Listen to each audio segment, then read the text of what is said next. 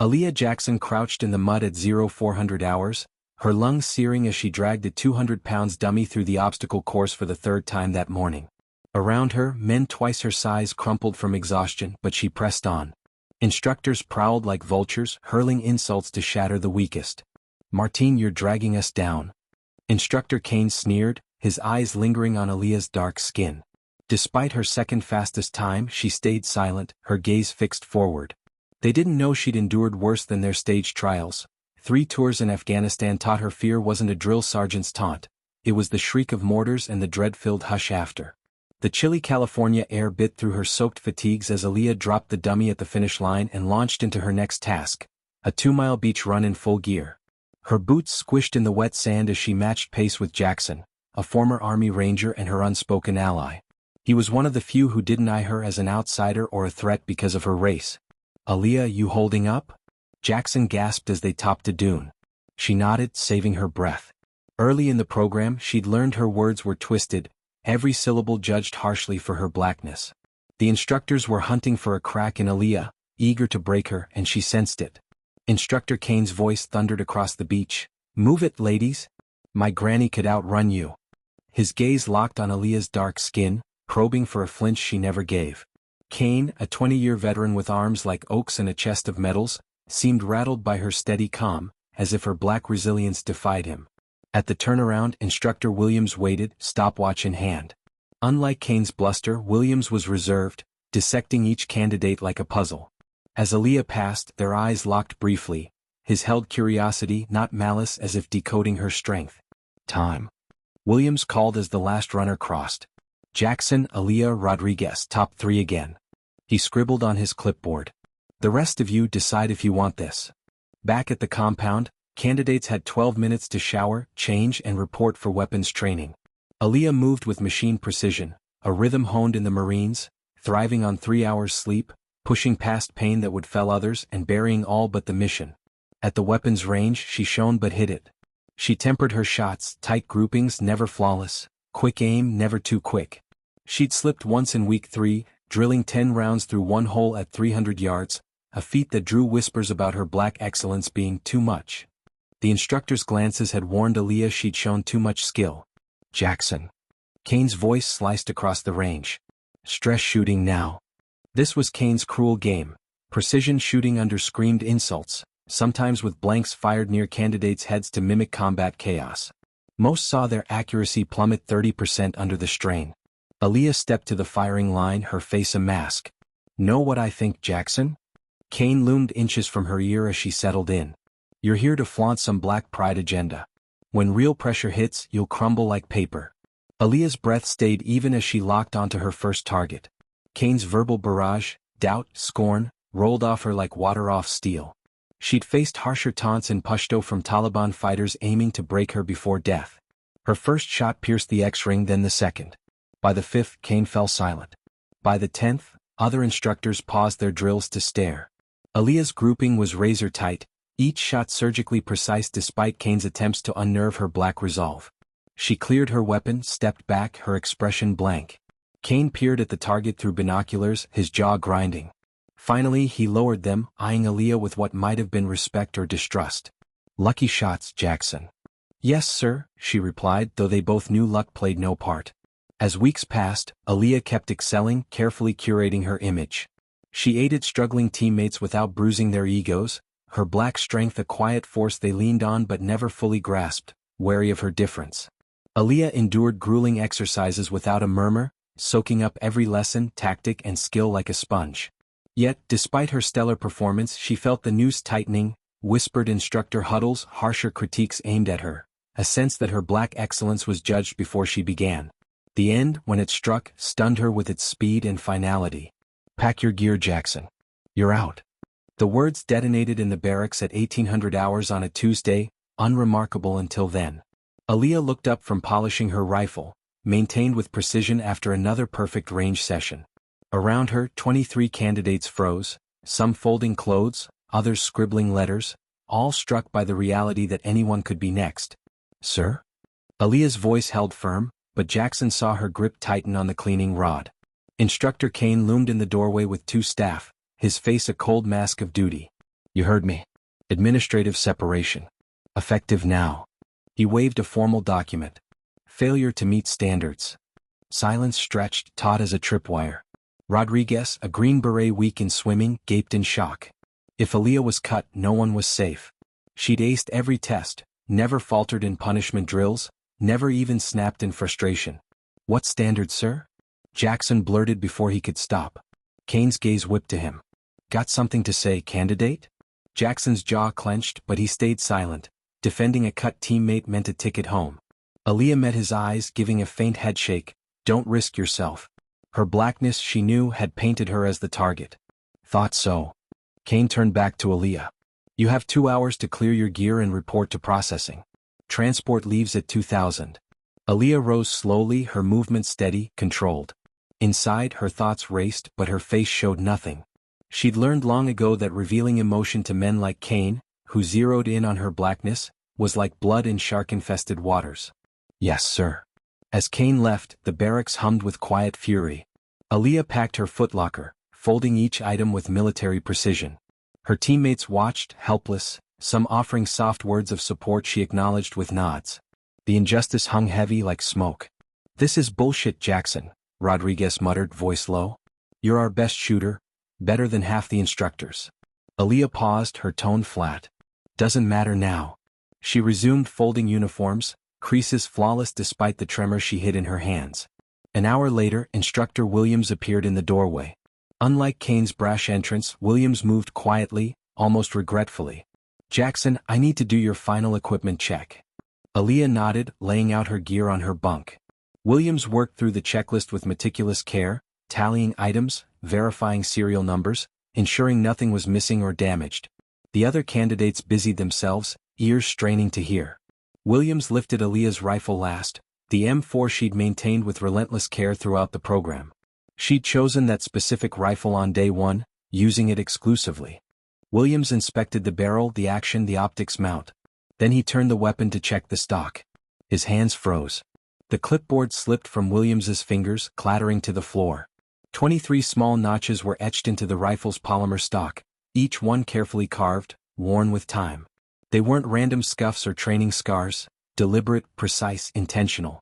Williams had seen such marks before in places where tallying lives trumped rules. My God, he whispered, voice faint. The barracks fell silent. Every candidate abandoned their tasks, staring as Williams held the rifle like it might ignite. His face paled, his calm shattered. Jackson, Williams's tone shifted. Not instructor to candidate but warrior to warrior, seeing past her black skin they judged. Where'd you serve? Aaliyah's gaze held steady.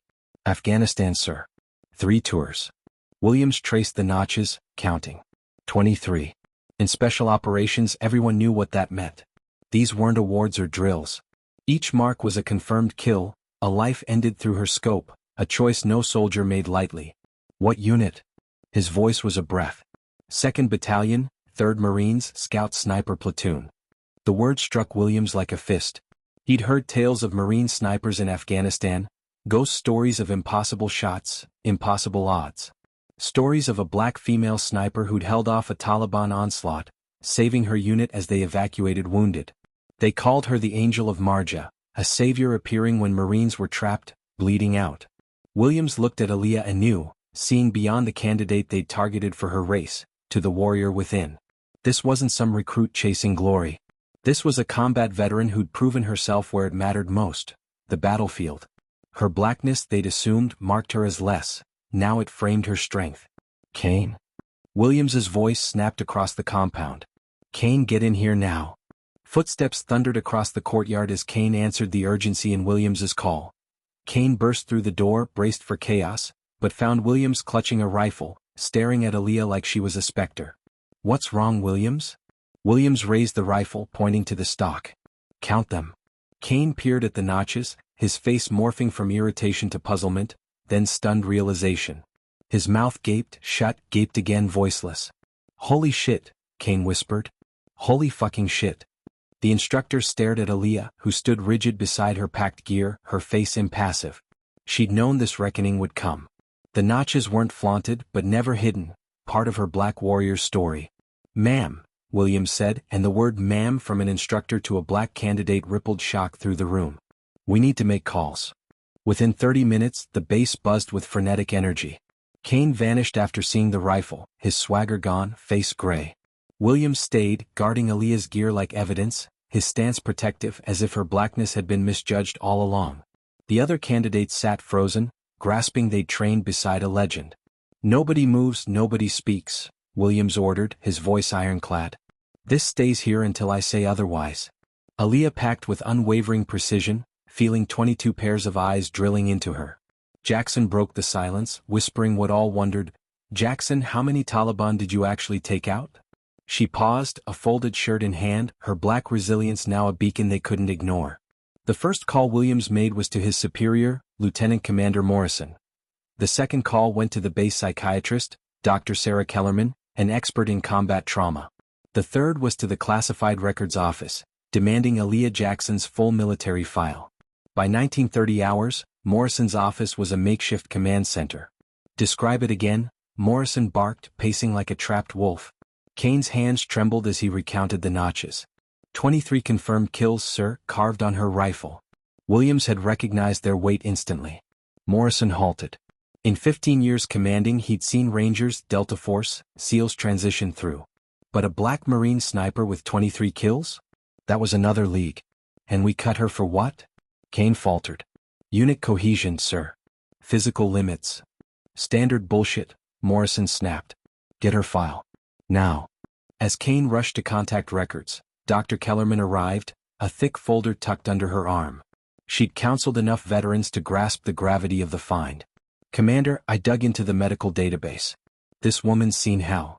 She laid Aaliyah's psych evaluations across Morrison's desk like a grim prophecy. 3 Afghanistan tours. 2 Bronze Stars, 1 with V for Valor. A Purple Heart from an IED in Helmand. And this, Kellerman pointed to a document. Silver Star recommendation, downgraded for classification. Morrison scanned the citation, his face darkening. Sustained sniper fire for 14 hours, covering wounded Marines' evacuation, neutralized multiple enemies beyond 800 meters, held position under mortar fire despite injury. He glared at Kane. You thought she lacked killer instinct? Her blackness, they'd assumed, meant weakness. The classified file arrived 20 minutes later, hand-delivered by Aura, requiring Morrison's signature and biometric scan. Its contents dwarfed prior revelations. Aaliyah wasn't just a decorated Marine, she was a sniper legend. Her spotters' reports read like myth. In Marja, she held a rooftop for 3 days, picking off Taliban who thought they'd pinned a Marine patrol, her black resilience a silent rebuke to their bias. In Kunar, she provided overwatch for a SEAL team rescuing a downed pilot, her shots defying impossible odds. The Helmand convoy ambush where Aaliyah's deadly precision shattered a coordinated attack, saving dozens of American lives. Jesus Christ, Morrison breathed, reading her commander's final evaluation. Listen. Lance Corporal Jackson embodies the Marine Corps' finest values and warrior spirit in my 23 years. Her tactical brilliance, marksmanship and unyielding courage under fire are unmatched. Any unit would be honored to have her. Dr. Kellerman leaned in. There's more, Commander. I called Bethesda Naval Hospital. Jackson spent 6 months in rehab after her last tour. Physical therapy, psychological evaluations for suspected PTSD. She got a clean bill. The psychologist called her remarkably balanced for someone with extensive combat trauma, noting healthy processing, strong relationships, no signs of typical stress markers. Morrison sank into his chair, the weight of their error crushing him like stone. So, we dismissed a decorated black veteran with more confirmed kills than most instructors, psychologically cleared, who never failed an evaluation here. Kane nodded, wretched. Yes, sir. For unit cohesion. Yes, sir. Morrison's voice turned lethal. Kane, what happens when this leaks? When the Marine Corps learns we cut one of their top snipers? When Congress probes racial bias in our program? Kane's face blanched greener. Sir, careers end, Morrison cut in. Programs close. Every black candidate for a decade will point to Aaliyah Jackson as proof we don't judge fairly. Dr. Kellerman cleared her throat. Commander, there's more. I researched Jackson's background before the Marines. A full ride to UC Berkeley, mechanical engineering degree, 3.8 GPA. Aaliyah could have picked any path but chose to serve. Morrison checked the clock. 1955 hours. Aaliyah's transport would leave in 5 minutes. Kane radio. Stop that bus. Now, sir? Stop the damn bus and get Jackson back. We're doing what we should have weeks ago, honoring a warrior for her black strength. Kane hurried to make the call as Morrison pored over Aaliyah's file photos. Combat images, her in full gear, scope to eye, shielding Marines who'd never know her. Medal ceremonies, her face stoic as generals pinned awards, her black resilience defying their doubts. Dr. Kellerman, Morrison murmured, how do we write this? She collected the files, her look measured. Admit we misread her blackness as a flaw. Make sure it never happens again. Outside, brakes screeched as Kane's call reached the transport at the gate. Aaliyah Jackson was coming back, and her true worth would now be undeniable. Aaliyah stared out the bus window at the fading California coast when the radio crackled. Transport 7 base operations. Return to compound. Do not go to airport. The driver glanced back. Ma'am, change of plans. Aaliyah stayed quiet, her reflection showing a faint tightening around her eyes. Last-minute recalls in her experience meant trouble, paperwork, interrogations, or blame, often tied to her race. The bus made a wide U-turn, headlights cutting through dusk. Aaliyah used the 20-minute ride to ground herself, tapping the mental steel that steadied her through endless hours behind a scope in war. Whatever awaited, she'd face it with the same unshakable professionalism of 3 combat tours. As the bus passed the gate, Aaliyah saw unusual evening activity. Lights glowed in dark buildings, figures moved with intent across the compound. It stopped at the administration building, where Instructor Williams stood under stark fluorescent lights.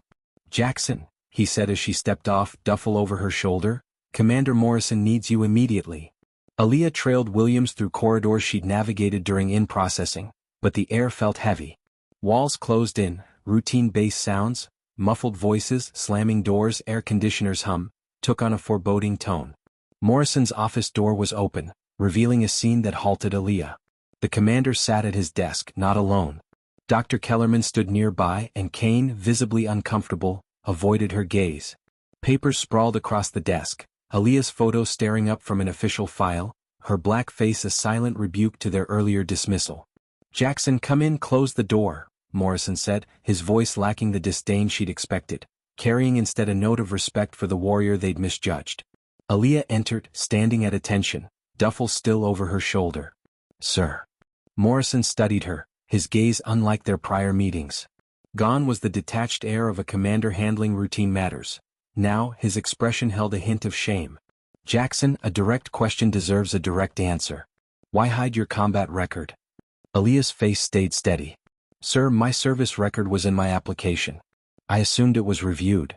Your record, yes, but not the classified file, not deployment details, not your achievements. Morrison lifted a document. 23 confirmed kills. 2 Bronze Stars. Purple Heart. Silver Star recommendation. He met her eyes. These don't get overlooked. No, sir. So why stay silent? Why not say you're one of the Marine Corps' most decorated snipers? Aaliyah paused, words measured. Sir, such details create expectations that can disrupt training. I wanted evaluation based on my performance, not past deeds. Kane squirmed in his seat. Her diplomatic reply was a subtle rebuke. Everyone knew she could have said she stayed quiet because they sought reasons to cut her blackness a target. She could have argued her record made her untouchable. Instead, her professional response exposed their errors starkly. Dr. Kellerman leaned in. Jackson, your post-deployment psych evaluations are exceptional for your combat exposure. How do you explain that? Ma'am, I had strong leadership, solid teammates. A tight unit changes how you process trauma. Morrison stood, circling his desk to face Aaliyah. Jackson, I'll be frank. We screwed up. Badly. Your dismissal stemmed from flawed assumptions and poor review of your qualifications.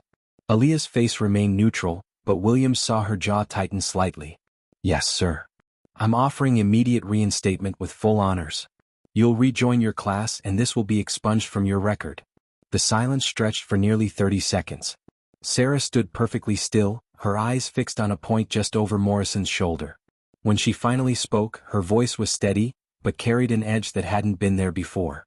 Sir, with respect, I need to understand something. What's changed? This morning I was deemed unsuitable for this program. Tonight I'm being offered reinstatement. The only thing that's different is that you now know about my combat record.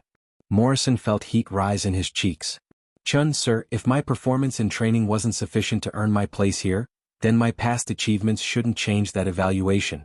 Either I'm qualified based on my current abilities or I'm not. Kane looked like he wanted to disappear into his chair.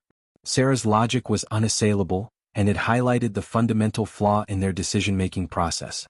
They dismissed her despite her excellent performance, then wanted her back only after discovering her combat credentials. Morrison took a deep breath. You're right, Chun. Your training performance was exemplary. Your dismissal was based on factors that had nothing to do with your capabilities or qualifications.